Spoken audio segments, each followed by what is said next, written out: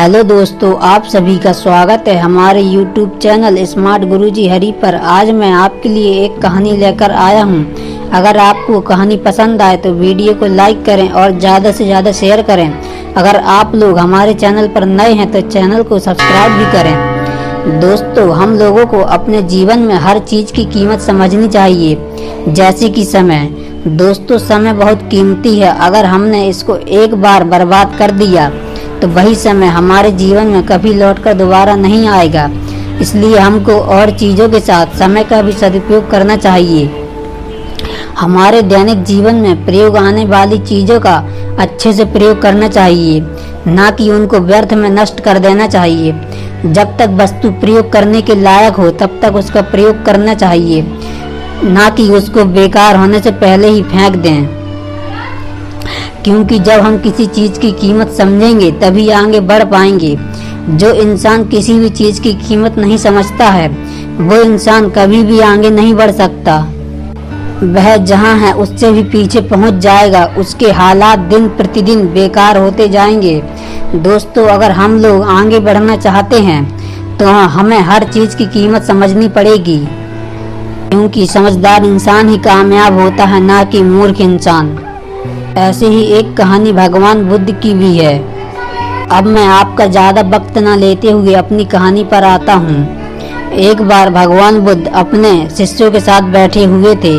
तभी उनके पास उनका एक शिष्य आता है और उनसे निवेदन करता है। वह कहता है कि प्रभु, मैं आपसे कुछ कहना चाहता हूँ। तब भगवान बुद्ध कहते हैं कि कहो, तुम क्या कहना चाहते हो। तब वह शिष्य कहता है कि प्रभु, मेरे पहनने वाले वस्त्र बहुत ही पुराने हो चुके हैं। वह जगह जगह से घिस चुके हैं। अब ये पहनने लायक नहीं रह गए हैं। इन वस्त्रों में मुझे बहुत तकलीफ होती है। तब भगवान बुद्ध उस शिष्य की ओर देखते हैं। सचमुच में उसके वस्त्र बहुत ही पुराने हो चुके थे, जगह जगह से फट चुके थे। वो अब पहनने के लायक नहीं बचे थे। तब भगवान बुद्ध अपने दूसरे शिष्य को आदेश देते हैं कि इसे नए वस्त्र देने का प्रबंध करो। तब उस दूसरा शिष्य उस अनुयायी को नए वस्त्र दे देता है। वह शिष्य वस्त्र लेकर अपनी कुटिया में चला जाता है। तब एक दिन भगवान बुद्ध उसकी कुटिया में जाते हैं और उससे पूछते हैं कि अब तुम्हें कोई तकलीफ तो नहीं है। अब तुम अपने नए वस्त्रों में आराम से हो ना, तुम्हें कुछ और तो नहीं चाहिए। तब वह शिष्य कहता है कि प्रभु, अब मुझे और कुछ भी नहीं चाहिए। मैं अपने नए वस्त्रों में बहुत आराम से हूँ। तब भगवान बुद्ध उससे कहते हैं कि जब तुम्हारे पास नए वस्त्र हैं तो तुमने पुराने वस्त्रों का क्या किया। तब वह शिष्य कहता है कि मैंने उसे ओढ़ने के लिए प्रयोग करने लगा हूँ। तब भगवान बुद्ध कहते हैं कि तुम अगर उन वस्त्रों को ओढ़ने लगे हो तो तुम्हारी पुरानी ओढ़नी का क्या होगा। तब वह शिष्य कहता है कि प्रभु, मैंने उस ओढ़नी से खिड़की के पर्दे जगह जगह लगा दिए हैं। तब भगवान बुद्ध कहते हैं कि अगर तुमने उस वस्त्र से खिड़की के पर्दे बना दिए तो तुम्हारे पुराने पर्दों का क्या होगा। तब वह शिष्य कहता है कि प्रभु, अब मैंने उन पर्दों को अलग अलग टुकड़ों में बांट दिया है और उन टुकड़ों से अपने रसोई घर में गर्म पतीले उतारने के लिए उनका प्रयोग करता हूँ।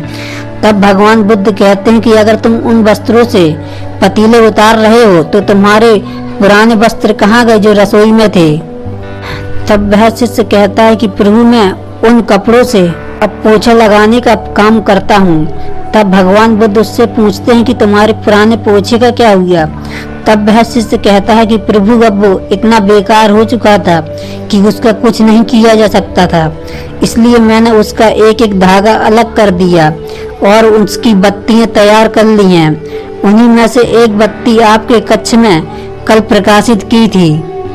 भगवान बुद्ध अपने शिष्य की बात सुनकर बहुत ही प्रसन्न हो जाते हैं और उससे कहते हैं कि मुझे तुमसे यही उम्मीद थी।